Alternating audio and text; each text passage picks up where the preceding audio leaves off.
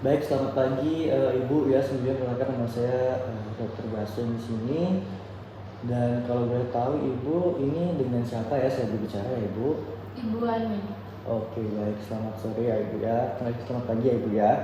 Saya ini boleh manggilnya apa? Mbak Ani atau Bu Ani ya? Ani aja Oh, dok. Ani aja. Oke, baik.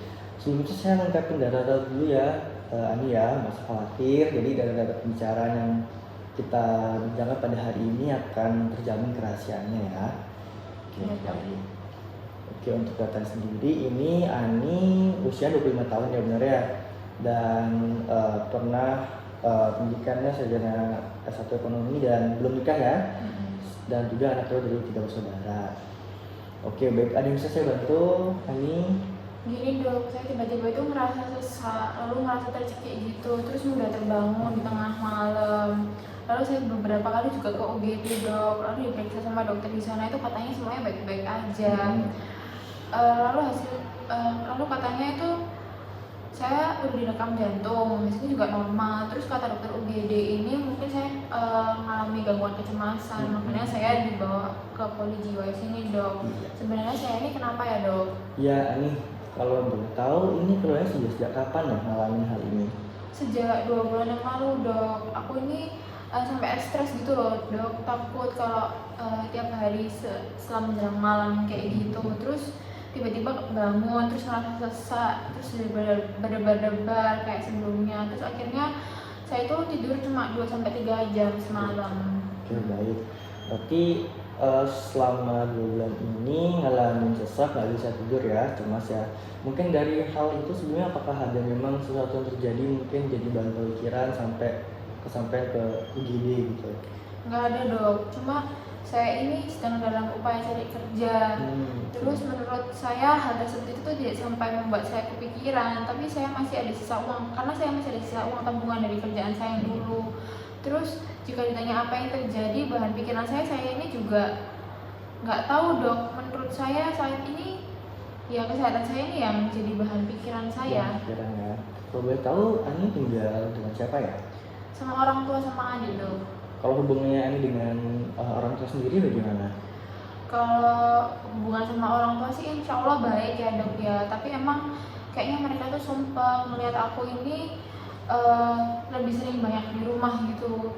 Terus ibu saya ini dok, dia tuh selalu mengharapin kalau saya tuh cepet-cepetan kerja lagi. Terus ibu ini suka ngomel, apalagi kalau saya bangunnya tuh kesiangan. Terus dapat apa ya? Terus dia itu juga sering marahin kalau saya itu kalau saya itu tidur jam 2 sampai jam 3 pagi gitu loh dok. Terus ibu itu nggak mau tahu alasan kenapa saya sampai tidur larut. Oke, baik. Kalau boleh tahu ibunya ngomelannya ke Ani, sumpahnya ini apa yang dibilang, seperti apa ya kalau boleh tahu ya? Ibu ini ngingetin saya kalau saya sakit ini karena ulah saya sendiri dok. Terus saya ini nggak bisa tidur karena saya ini terdengar kayak mungkin ibu saya ini bahkan suka mungkin kenapa saya ini jadi PHK 5 bulan yang lalu. Terus ibu selalu membandingkan saya sama kakak saya yang sudah sukses. Dia itu menganggap kalau kakak saya itu lebih baik daripada saya, dan itu juga membuat saya kesal dok.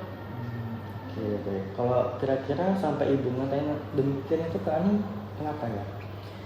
Mungkin karena saya tuh merepotin keluarga kali ya dok ya. Soalnya kan keluarga kan harus nganterin saya bolak-balik juga ke UGD. Seminggu ini saya tuh juga udah 3 kali. Terus habis itu saya ngerasa nggak ada yang bisa ngertiin saya gitu loh dok. Saya pun tuh nggak ingin ngalamin ini tuh. Bahkan ibu saya tuh nggak dukung saya untuk berobat gitu. Baik. Kalau dari itu saya turut empati ya sebenarnya Ani ya. Kalau dari ayah sendiri gimana Ani? Kalau ayah sih kayaknya biasa aja ya dok ya, nggak banyak ngomong, tapi cenderung dominan di rumah. Ibu yang cenderung dominan. Kadang-kadang ya ayah kasian juga sama ayah mesti ngalah sama ibu. Kalau adik gimana, hubungan dengan adik baikkah atau? Biasa aja sih dok, nggak terlalu dekat juga. Dia juga termasuk orang yang mandiri sih dok. Saya nggak pernah campuri urusannya dan juga jarang komunikasi walau sekamar. Dia juga sibuk sama pacarnya sih dok. Saya terus terang juga kurang suka sama pacarnya dok, kurang tahu sopan santun gitu. Oh iya. Kalau Ani sendiri, mohon maaf sebelumnya udah punya pacar atau dulu pernah pacaran mungkin? Kalau sekarang sih aku masih belum punya pacar ya dok ya, tapi dulu pernah pacaran. Terus aku akhirnya putus sekitar hari-hari sebelum saya di PHK karena itu di satu tempat kerja dengan saya, dan akhirnya juga membuat ibu menyalahkan saya. Ibu sudah melarang saya berpacaran dengannya, namun tidak saya dengarkan. Oke, baik. Kalau boleh tahu sudah berapa lama sama mantan pacarnya Ani, dan sudah seberapa dekat hubungannya kalian?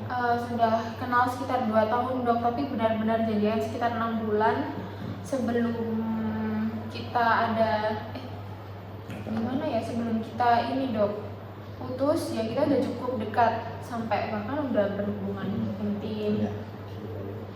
Kalau dari hal tersebut ada rasa kecewaan yang mungkin Ani rasakan pada saat putus mungkin? Iya sih dok, terutama waktu awal-awal itu. Terus saya kan juga udah ngasih keperawanan saya gitu loh dok. Ya kita sempat sih nyoba jadian lagi, tapi si Kona itu kayak nggak dukung gitu loh. Oke, baik. Untuk dari hal itu mungkin apa yang nyebabin sampai Ani putus, dan apakah memang sampai berdampak ke pekerjaannya Ani mungkin pada saat itu? Adakah? Dia itu lebih dengerin omongan dari orang tuanya dok. Terus akhirnya berdampak langsung sebenarnya itu tidak, tapi perusahaan memang agak goyang sejak awal pandemi. Akhirnya ada beberapa karyawan di PHK. Awalnya aku tuh di WFH-in aja, akhirnya aku dikeluarin juga.